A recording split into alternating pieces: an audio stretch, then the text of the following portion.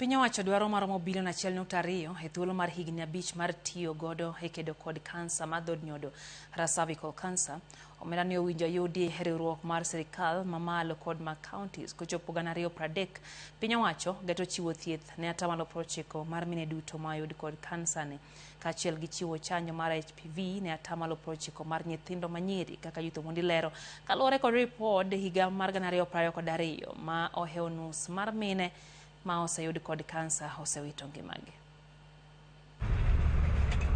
E ang'ich welo kar dak Malanat County ma Samburu, joma mine rwako welo ma odonjo kod mbaka kinde oyo machi ang'ich welo e kind oganda ma Samburu, kinde mathoth biro kod loso weche mamulo oganda kaka wuono en oyo mach makelo puonj mar kansa mar dhod nyodo e kind joma mine.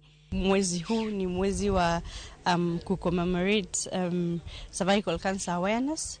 So ndio tumekuja hapa pamoja na team ya Women Rising. Activity hii ni very important kwa watu wetu, especially in Northern Kenya, kwa sababu cervical cancer is really on the rise and it's becoming very deadly in Northern Kenya, and so ningependa himiza watu wetu tukubali HPV vaccinations. Kansa ni mar dhod nyodo kaluwore kod report mar piny owacho mane ogol ma ogik e higa mar 2022.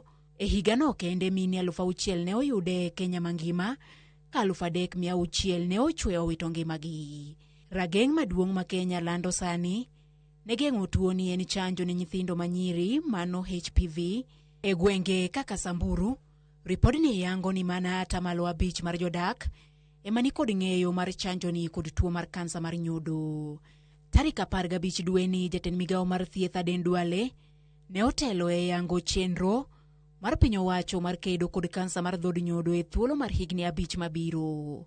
Chenro ni dwaro maromo bilion 1.2 mar kedo kod kansa ni, kaachiel kod bilion 1.4 mamoko mar gero kar timo pimi e kar thieth ma MTRH kaachiel gi Mombasa Regional Cancer Center.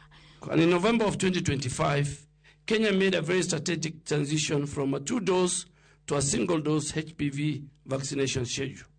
This is evidence-based shift. It allows us to reach more girls, reduce missed opportunities, and accelerate our progress.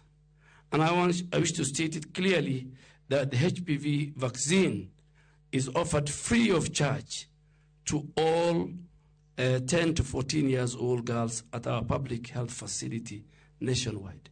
Kochopo higa mar 2030, piny owacho geto chiwo thieth ne 90% mar mine duto ma oyud kod kansa ni, kaachiel gi chiwo chanjo mar HPV ne 90% mar nyithindo manyiri. Judith Omondi, Ramogi TV.